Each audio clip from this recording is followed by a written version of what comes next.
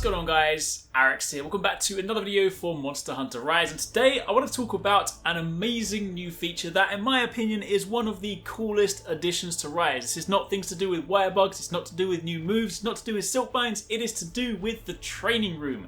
Training room, of course, was massively improved in World and Iceborne, giving us a place to jump in, test out moves and stuff, but they've taken it to a whole new level in Rise. The other day, they dropped a video showing off some of the training room options, and of course, if you guys are on this channel, you probably know us for our weapon tutorials. I will be doing a new set in Rise. We're going to make them even better than before to try and give you guys the definitive guides to all the weapons, and this is now going to give us so many more possibilities. So in this video, I want to quickly go over what is new and why I'm so excited. Of course, let me know what you guys think in the comments down below. Some of you guys might be like, I don't really care about the training room too much. I'm going to spend more time hunting monsters. Let me tell you, I might as well set up a house in the training room. I'm going to be spending a lot of time there, admittedly for making videos. Anyway, let's talk about it. Of course, we first saw this in the most recent trailer. We got a kind of quick panning shot of it.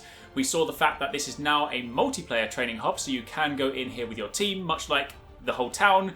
You can go anywhere in the town with your team, but we also saw that there are plenty of things to mess around with. Of course, if you think about the world training room, you standardly have your attack pillar, you have some barrels, a few things like that, and of course in Iceborne they gave us the option to change the the items in the training room, so we had something we could clutch claw to.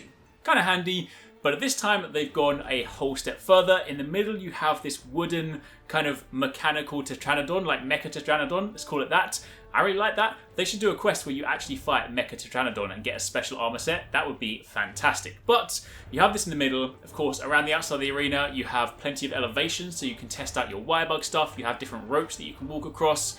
You have moving targets, so if you want to, of course, practice your bowgun stuff, your gathering with your kinsect, that kind of thing, you can of course do that. You can, however, fix them, but we then also have at the center of it Mecha Tetranodon, and there are lots of options in the training room. They gave us a quick look at the options menu, and if you take a look at this, you can see that firstly, for Tetranodon, you can adjust the head position, so you'll see that in the beginning clip, it is by default a high position, so if you think about if you're fighting, say, something like Gosharag or Tetranodon, where their head is by default much higher up, so of course it might be harder to hit with some weapons.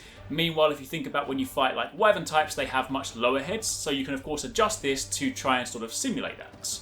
You also have the directions. You can make it so that it either just faces forwards, plus of course you have the option to make it track the player. I imagine if you turn off tracking, because you'll see that the direction is grayed out, I imagine if it's tracking, then obviously, you don't influence the direction. Meanwhile, if you turn tracking off, you can probably say, make it so the monster is facing away from me. That way you can test sort of attacking it in the back or different things like that. So that's probably the value behind that. But you can also turn on projectiles. So if you want to, test like dodging through projectiles or test using that for like, guard points and things like that, then you can also turn that on. Tetranodon can fire out these little bubbles, which is incredibly cool. And again, when it comes to the targets, you can adjust it so that they do move or they do not move, and you can also adjust your wirebug gauge. So if you wanted to sort of test out what it was like with 3 wirebugs, that kind of thing, you have that flexibility. And this is just going to be so incredibly awesome, because again, if you guys have watched our weapon workshops, you'll know that the backdrop for those is typically the training room, at least when I'm kind of talking about the moves and explaining stuff. Outside of that, we will of course be hunting monsters. But the fact is, this is just so, there is so much personality in this training room. I love it. It of course heavily embodies the theme of Rise. Of course, you've kind of got the sort of Japanese aesthetic to it, but I just love sort of, the wood everywhere, the sort of mechanical cogs, everything like that. It just feels such a cool place to be. So, yeah, I love it. I mean, it's only a quick video because they only released this sort of like minute-long Twitter video, but this is your in-depth look at the training room. Also, the, Mizutsune horn looking fantastic. Absolutely loving that. But, yes, I am very excited. It's going to be cool making those new weapon workshops with this as a backdrop. Anyway, let me know what you guys think.